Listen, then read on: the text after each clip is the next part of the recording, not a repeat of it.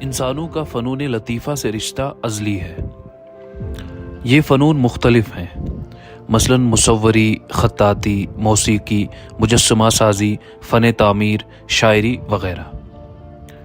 سب فنون اہم ہیں اور سماج کی حیت اجتماعی کے واسطے سب ضروری ہیں، لیکن شاعری کو ان تمام فنون میں اہم مقام حاصل ہے۔ شاعر سماج کا وہ فرد خاص ہے جو نباز اور فطرت شناس ہوتا ہے۔ شاعر جس آنکھ سے چیزوں کو دیکھتا ہے غیر شاعر نہیں دیکھ پاتا۔ اس میں سوچنے اور تجزیے کی ایک غیر معمولی صلاحیت ہوتی ہے۔ ان سب باتوں کی جھلک الطاف کشتواڑی کی شاعری میں بھی محسوس کی جا سکتی ہے۔ الطاف کشتواڑی کے ہاں سوچنے کا ایک خاص زاویہ ہے جو ان کی پوری فکر اور سوچ کو متاثر کرتا ہے۔ اسی فکر اور سوچ کے نتیجے میں وہ شاعری وجود میں آتی ہے جسے الطاف کشتواڑی اپنی زیست کا سرمایہ سمجھتے ہیں۔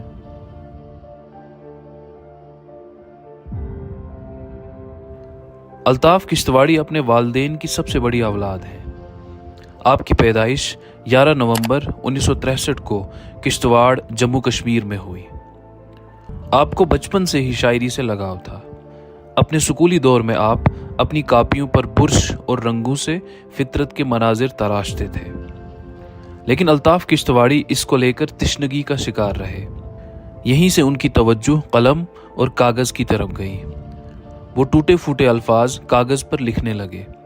وہ لکھتے رہے اور مسرور ہوتے رہے، اور یوں الطاف کشتواڑی شاعری کی دنیا میں آئے۔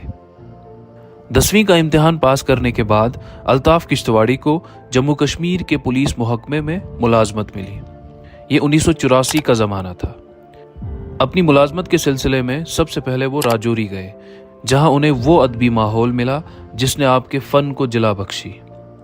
راجوری میں اپنے قیام کے 6 سال بعد 1991 میں آپ کا پہلا شعری مجموعہ ریزہ ریزہ آئینہ کے نام سے شائع ہوا، جس کا اجرا جموں یونیورسٹی کے شعبہ اردو میں منعقد شدہ ایک کل ریاستی کانفرنس میں ہوا۔ یہ اسی زمانے کی بات ہے جب الطاف کشتواڑی نے افسانے بھی لکھے جو ہند سماچار اور کئی معتبر رسالوں میں چھپتے رہے۔ سلگتے چنار، رت جگہ، پیاسا شہر، بے نام رشتہ، سرخ پتے، سبز پھول، آنسوؤں کا حساب، تیری آنکھیں میرے آنسو، یادوں کے گلاب وغیرہ۔ یہ سب ایسے افسانے ہیں جنہیں ادبی دنیا میں قبول عام حاصل ہوا، لیکن الطاف کشتواڑی افسانہ نگاری کے فن کو آگے نہیں بڑھا پائے۔ راجوری کے بعد الطاف کشتواڑی جموں کشمیر کے تقریباً سب خطوں میں ڈیوٹی دیتے رہے۔ جموں، ادھمپور، ریاسی، ڈوڈا اور سری نگر، وہ جہاں بھی گئے ادبی دوستوں اور ادبی ماحول کو تلاشتے رہے۔ وہ اپنے فن اور شوق کی پرورش میں لکھتے رہے۔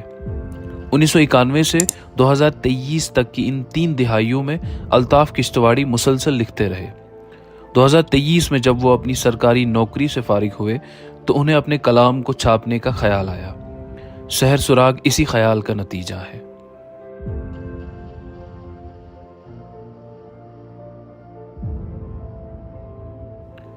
سحر سراغ الطاف کشتواڑی کا دوسرا شعری مجموعہ ہے۔ ایک حمد، ایک نعت اور ایک منقبت کے علاوہ اس میں 197 غزلیں شامل ہیں۔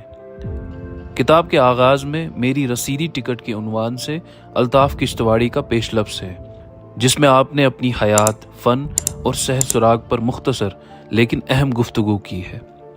کتاب میں احمد توصیف قدس کا ایک مضمون بھی شامل ہے، جس میں الطاف کشتواڑی کی شاعری کا جائزہ لیا گیا ہے۔ توصیف الطاف کشتواڑی کے منجلے بیٹے ہیں۔ وہ اس وقت ہندوستان کی معروف یونیورسٹی جامعہ ملیہ اسلامیہ دہلی کے شعبہ اردو میں تحقیقی سرگرمیاں انجام دے رہے ہیں۔ کتاب کے آغاز میں شعبہ اردو جامعہ ملیہ اسلامیہ کے سینئر پروفیسر اور معروف شاعر اور ناقد پروفیسر کوثر مظہری کے تاثرات بھی شامل ہیں۔ علاوہ ازیں کتاب کے فلیب پر بزرگ شاعر اور ساہتیہ اکیڈمی ایوارڈ یافتہ ادیب جناب کرشن کمار تور کا بھی ایک مختصر تبصرہ موجود ہے۔ کتاب سحر سراغ کی پیشکش میں ایک خاص قسم کا تجربہ کیا گیا ہے جو شاید اردو دنیا میں نادر ہے۔ کتاب میں موجود ہر غزل کے ساتھ ایک تصویر شامل کی گئی ہے جو اس غزل کے کسی خاص شعر کی عکاسی کرتی ہے۔ سب تصویریں نئی ہیں، انہیں آرٹیفیشل انٹیلیجنس کی مدد سے جنریٹ کیا گیا ہے۔ تصویروں کی شمولیت کی غرض کتاب میں جدت لانا ہے، کیونکہ جدت کا مظاہرہ بھی اپنے آپ میں ایک تخلیقی عمل ہے۔ کتاب کا ٹائٹل پیج الطاف کشتواڑی نے اپنی تخلیقی صلاحیت کا استعمال کر کے خود تیار کیا ہے۔ کتاب نوجوان شاعر جناب عمر فرحت کے پبلشنگ ادارے مکتبہ تفہیم راجوری سے چھپی ہے۔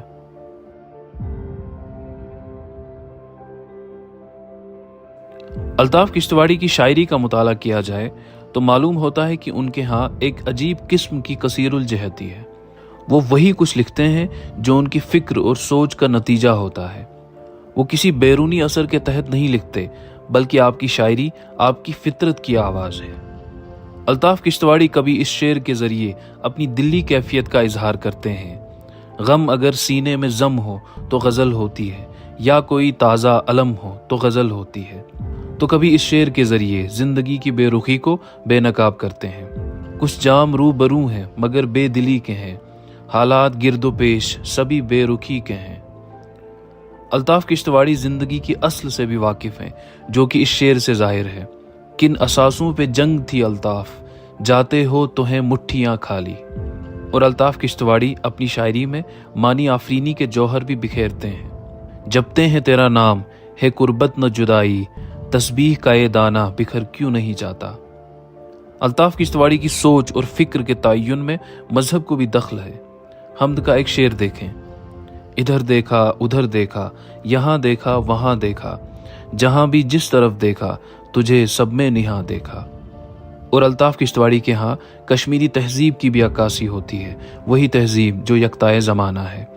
یہاں تانی ہے چادر دیر سے چلائے کلاں نے، بہت مدت سے یخ بستہ نیا کشمیر دیکھو۔ الطاف کشتواڑی کا اسلوب سادہ اور سہل ہے۔ بعض الفاظ الطاف کشتواڑی بار بار استعمال کرتے ہیں، جس سے ان کی سوچ اور فکر کا دائرہ متعین ہوتا ہے۔ مثلاً قلم، کرتاس، سحر، سراغ، رت جگہ، فاگن، کتبہ، بختر، دھمال، اشجار، ابر، مٹکے، صحرا، شب غم، زخم، مرہم، نغمہ، گیت، تسبیح، رفوگر، برف، شمع، کھیت، فصل، لوہار، بختر، آہنگر، کواڑ، ریت، مٹھی، چائے، کرچیاں، جھیل، کاغذ، کشتی، آندھی، کوئل، چنار وغیرہ۔ یہ سب الفاظ آپ کو سحر سراغ میں جگہ جگہ پر نظر آئیں گے۔ اس کتاب کی ترتیب میں تقریباً 1 سال کا وقت لگا ہے۔ یہ دن اور راتوں کی محنت کا نتیجہ ہے۔ کتاب کو لائق مطالعہ بنانے اور ایک خوبصورت پیشکش میں ڈالنے کے لیے صاحب کتاب اور مرتب نے پوری کوششیں کی ہیں۔ یہ کوششیں کس قدر بارآور ہوں گی، اس کا فیصلہ آپ کریں گے۔